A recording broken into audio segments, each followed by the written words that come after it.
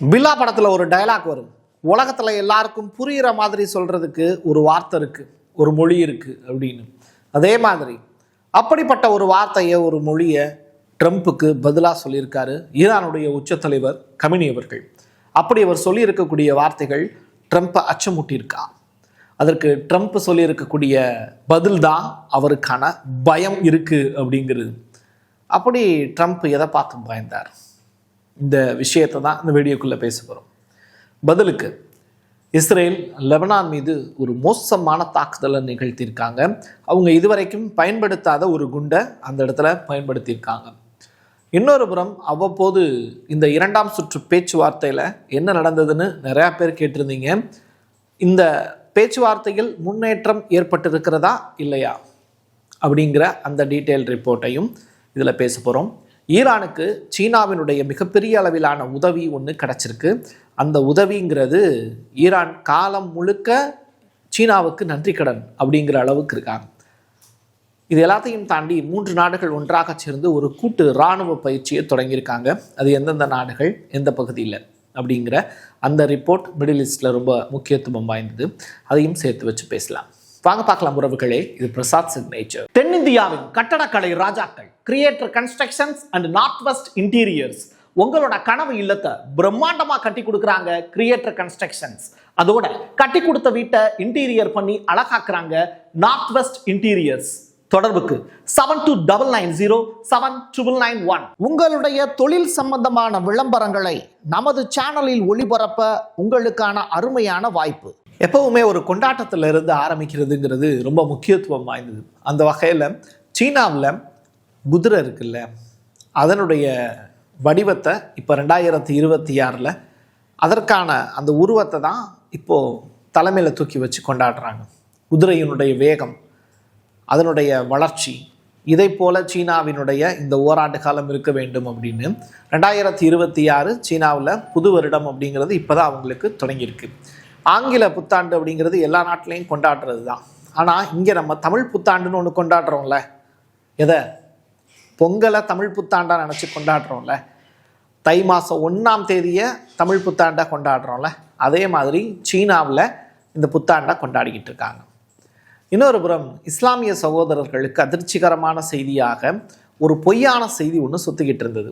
ஜப்பானுடைய பார்லிமெண்ட்டில் டகாய்ச்சி அவர்கள் பொறுப்பேற்ற போது அந்த பார்லிமெண்ட்டை கலைக்கிறதுக்கு அவங்க முயற்சி பண்ண போது, எப்போ அக்டோபர் மாதத்திற்கு பிறகு இந்த எலெக்ஷனுக்கு முன்னாடி, அப்போது ஒரு விஷயத்தை முன்னிலைப்படுத்தினாங்க.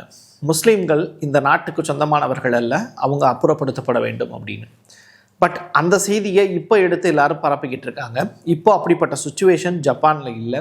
ஸோ ஜப்பானில் இருக்கக்கூடிய இஸ்லாமிய சகோதரர்கள் நிம்மதியாக இருக்கலாம் அப்படிங்கிற அந்த நல்ல செய்தியையும் சொல்லி வேறொரு செய்திக்கு நம்ம போகலாம். 30 நிமிடங்கள் 3 எச்சரிக்கைகள். யார் யாருக்கு சொன்னது? கமினி அவர்கள் அரிதிலும் அரிதாக எப்போவாச்சும் தான் பேசுவார். ஆனால் பேசக்கூடிய விஷயங்கள் எல்லாமே ரொம்ப முத்தாய்ப்பாக இருக்கும். அப்படி 3 எச்சரிக்கைகள் 30 நிமிடங்களில் வந்திருந்தது. அதுவும் ட்ரம்ப்புக்கு எதிராக. இதை பார்த்து ட்ரம்ப்பே நடுங்கியிருப்பார். என்னடா இவர் 30 நிமிஷத்துக்குள்ள 3 முறை நம்மளை எச்சரிக்கிறாரு அப்படின்னு. 2வது சுற்று பேச்சுவார்த்தை ஓமனுடைய மத்தியஸ்தம் அப்படிங்கிறது ஜெனீவாவில் நடந்துகிட்டு இருந்த அந்த நேரத்தில் அவர் அந்த எச்சரிக்கை பதிவுகளை பதிவு செஞ்சிருந்தார். கமினி அவர்கள் மிரட்டினாருன்னு சொன்னல ட்ரம்ப்பை. அது எப்படிப்பட்ட வார்த்தைகள் தெரியுமா? உங்களுடைய விமானம் தாங்கிய போர்க்கப்பல் உலகத்திலேயே ஆபத்தானது தான், அதை மிடில் ஈஸ்டில் நீங்கள் கொண்டு வந்து நிப்பாட்டியிருக்கீங்கன்னு கேள்விப்பட்டோம். ஆனால் அந்த கடலில் நிற்கக்கூடிய விமானம் தாங்கிய கப்பல் இருக்குல்ல, அதை விட ஆபத்தானது எங்கள் கையில் இருக்கக்கூடிய ஆயுதம். அந்த ஆயுதம் நேரடியாக உங்களை தாக்காது, கடலுக்கு அடியில் தாக்கும்.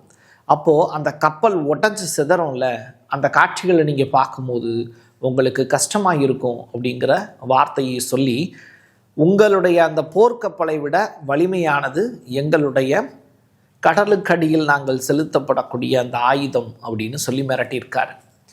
இது உண்மையிலேயே எதிரிக்கு கலங்கடிக்கக்கூடிய ஒரு செய்தி தான். ஓப்பன் ஸ்டேட்மெண்ட்டாக ஒரு தலைவர் இன்னொரு தலைவரை மிரட்டுவது அப்படிங்கிறது, அமெரிக்காவினுடைய தலைவரை மிரட்டக்கூடிய தைரியம் உலகத்தில் வடகொரியாவை தவிர வேறு யாருக்கும் கிடையாது. ரஷ்ய அதிபர் புட்டின் கூட அப்படி ஒரு ஸ்டேட்மெண்ட்டை சொன்னது கிடையாது.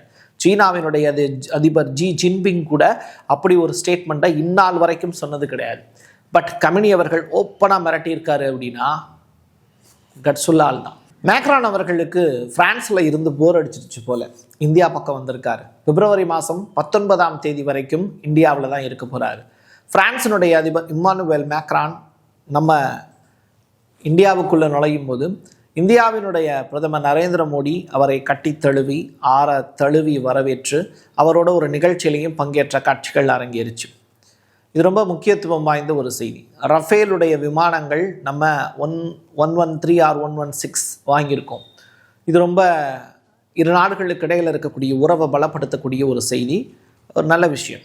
அதே மாதிரி F-16 அண்ட் F-22 இந்த 2 போர் விமானங்களும் ஒரு 36x12 அப்படிங்கிற அந்த எண்ணிக்கையின் அடிப்படையில் மிடில் ஈஸ்ட் பக்கம் போயிருக்கு அப்படிங்கிற செய்தியும் வலம் வருது. கத்தாரில் இருக்கக்கூடிய தலங்கள், அமெரிக்க தலங்கள், ஜோர்டானில் இருக்கக்கூடிய தலங்கள், இங்கெல்லாம் அது ட்ராவல் பண்ணி போய் செட்டில் ஆயிருக்கு அப்படிங்கிற தகவல். ஏன் பிரசாத் இப்போ அதை சொல்கிறீங்க அப்படின்னு கேட்டால் காரணம் இருக்குது. 3வது சுற்று பேச்சுவார்த்தை தொடர்பாக அப்பாச்சாராக்கி கொடுத்துருக்கக்கூடிய இன்டர்வியூ கவனிக்க தகுந்தது. 2வது சுற்று பேச்சுவார்த்தை சுமூகமாக முடிந்தது. எங்களுடைய தரப்பு நியாயங்களை நாங்கள் முன்வைத்திருக்கிறோம். 3வது சுற்று பேச்சுவார்த்தைக்கான நாளும் அது தொடர்பான விவரங்களும் விரைவில் வெளியிடப்படும் அப்படிங்கிற ஸ்டேட்மெண்ட்டை சொல்லியிருக்காரு. போர் இப்போதைக்கு இல்லை அப்படிங்கிறது தான் ஈரானுடைய ஃபாரின் மினிஸ்டர் அப்பாஸ் அராக்சி சொல்லியிருக்கக்கூடிய ஸ்பீச்சில் இருந்து நம்ம புரிஞ்சுக்க முடியுது. ஈரானுடைய பேச்சுவார்த்தைகள் தொடர்பாக அமெரிக்காவினுடைய துணை அதிபர் ஜேடி வான்ஸ் என்ன கருத்துக்களை பதிவு செஞ்சிருக்காரு அப்படின்னு சொல்லி பார்க்கும்போது அவர் சொல்கிறாரு, சில வழிகளில் அது நன்றாக இருந்தது, ஆனால் பல வழிகளில் ஈரானியர்கள் இன்னும் ஏற்றுக்கொள்ளவும் செயல்படவும் ட்ரம்ப் சில கடினமான பாதைகளை சுட்டி காட்டுறாரு. அந்த பாதைகளில் நடப்பதற்கு ஈரானுக்கு மனமில்லாமல் இருக்கிறது. மேபி அது 3rd ரவுண்டில் ஷார்ட் அவுட் ஆகலாம் அந்த ப்ராப்ளம் அப்படின்னு சொல்லியிருக்கார். ஸோ பேச்சுவார்த்தை நீள்கிறது. இன்னொரு புறம் அப்பாஸ் அராக்சி சொல்லியிருக்கக்கூடிய விஷயங்கள் ஆச்சரியப்பட வைக்குது. ஏன்னு தெரில, அவர் அணு ஆயுதங்கள் இல்லாத உலகத்தை படைப்போம் அப்படிங்கிற ஸ்டேட்மெண்ட்டையும் சொல்லியிருக்காரு. இதற்கு அப்படியே பேரலாக சைனா, ரஷ்யா, ஈரான் இந்த 3 நாடுகளும் ஒன்றாக சேர்ந்து ஸ்ட்ரெய்ட் ஆஃப் ஹார்மஸ்க்கு பக்கத்தில் கூட்டு இராணுவ பயிற்சியை நடத்தியிருக்காங்க. ஏற்கனவே போஸ்ட்போண்ட் ஆகிருந்ததில்ல, அது இப்போது மறுபடியும் நடக்க தொடங்கியிருக்கு. ஸோ ஸ்ட்ரெய்ட் ஆஃப் ஹார்மஸ் மூடப்பட்ட இடத்துல இருந்து கொஞ்சம் தொலைவில் இந்த 3 நாடுகளும் சேர்ந்து கூட்டு பயிற்சியில் ஈடுபடக்கூடிய காட்சிகள் அரங்கேறுது.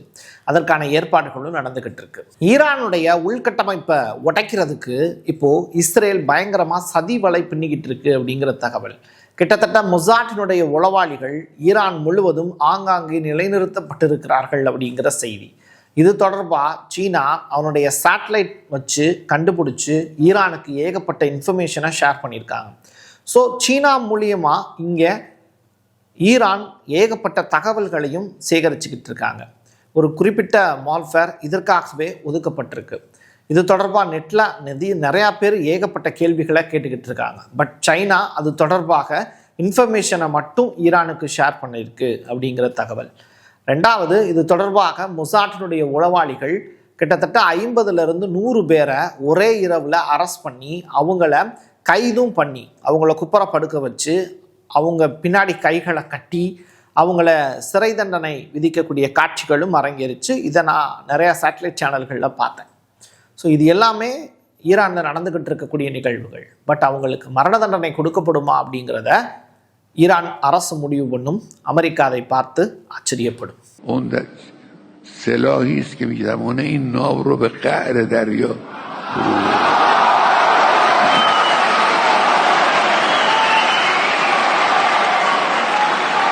கடைசியாக ஒரு விஷயத்தை நான் உங்கள்கிட்ட சொல்லி முடிக்கலான்னு நினைக்கிறேன்.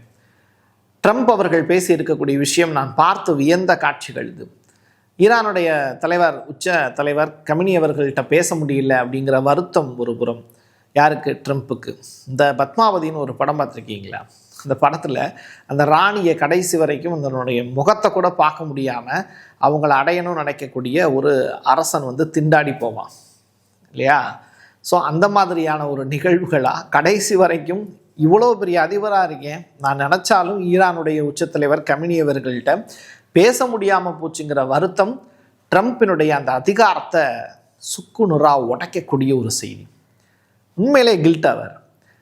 இது எல்லாத்தையும் தாண்டி ட்ரம்ப் அவர்கள் பேசி இருக்கக்கூடிய வார்த்தைகளும் இந்த இடத்துல நான் உங்களுக்கு போட்டு காமிக்க விரும்புகிறேன். அவர் ஒரு விஷயத்தை சொல்லியிருக்கார். ஈரான் என்னை கொல்ல நினைக்கிறது, அவங்க என்னைய கொண்டுட்டாங்க அப்படின்னா ஈரான் முற்றிலுமாக அழிக்கப்பட்டுவிடும். அதற்குண்டான எல்லா வாய்ப்புகளையும் நான் ஏற்படுத்தி விட்டுட்டு தான் சாவேன் அப்படின்னு சொல்லியிருக்கார்.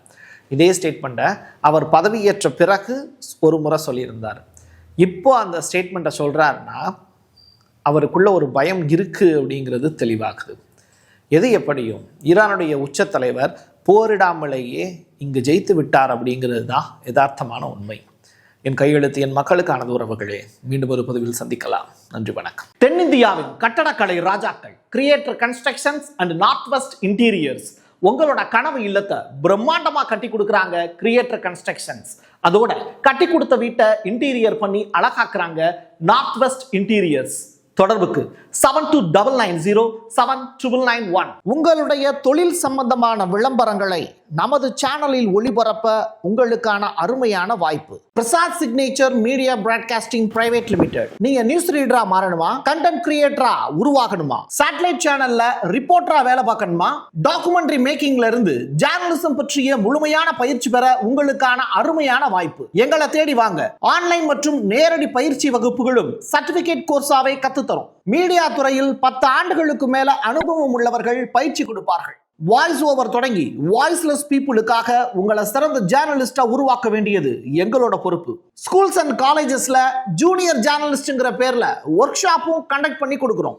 மோட்டிவேஷனல் ஸ்பீக்கரா கடந்த 15 ஆண்டுகளா கல்வி நிறுவனங்களுக்கு நிகழ்ச்சிகளும் நடத்தி தரோம். தொடர்புக்கு 9944790333 94493594 prasad signature@gmail.com.